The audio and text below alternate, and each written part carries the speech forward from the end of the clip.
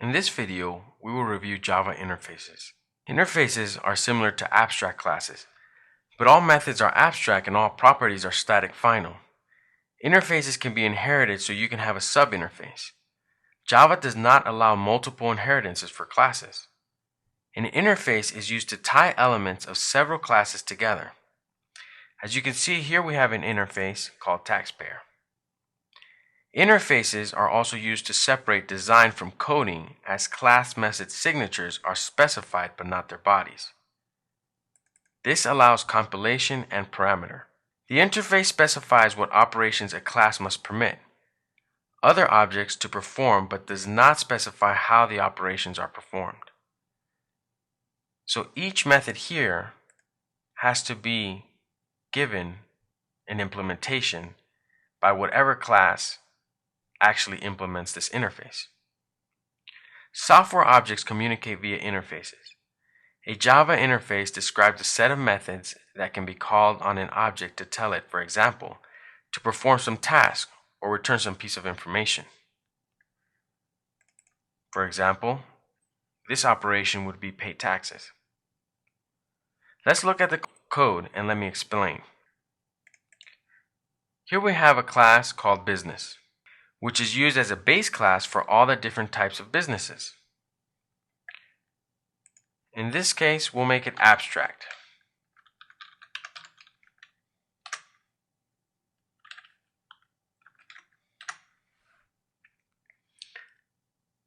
In this example, we'll be using a concrete subclass, mom and pop shop, to represent a local store.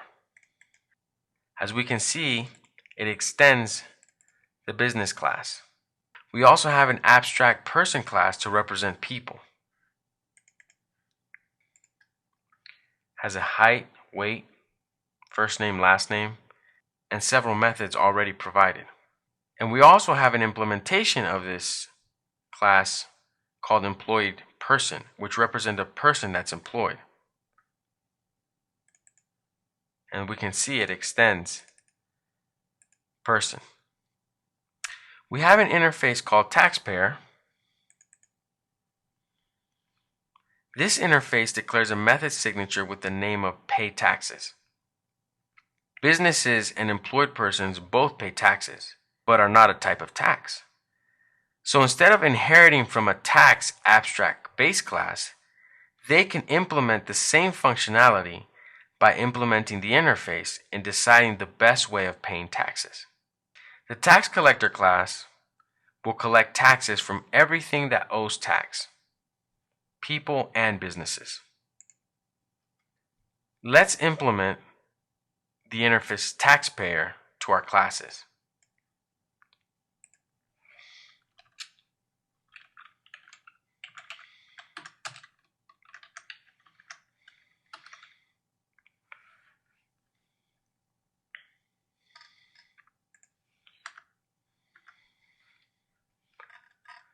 And here Eclipse is going to ask us to add the unimplemented methods.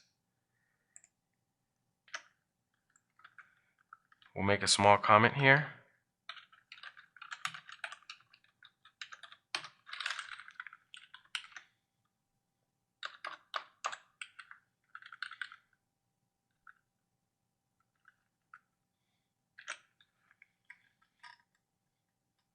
And as we see here, we have the SSN, so we'll return that for the get tax ID.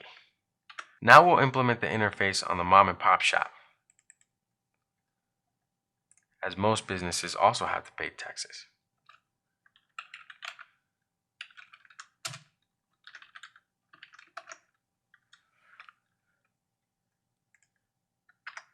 Again, Eclipse will ask us to implement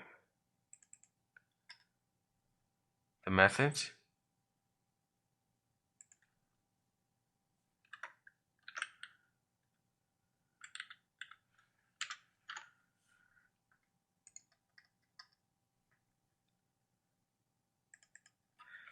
And we'll return the business EIN.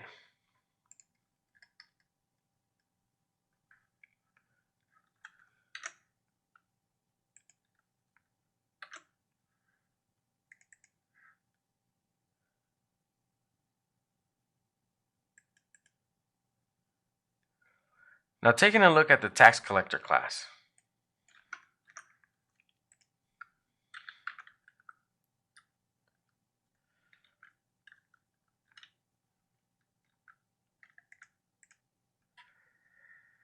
Here we have an array of taxpayers. An employed person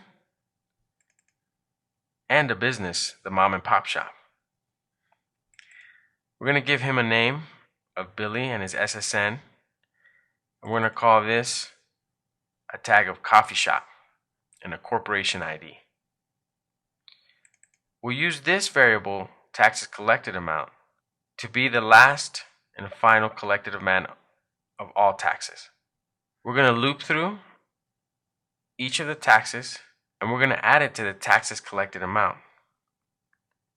So the tax collector class will create an array of all taxpayers, then invoke via the interface method, pay taxes and collect all the monies due. Let's run our program.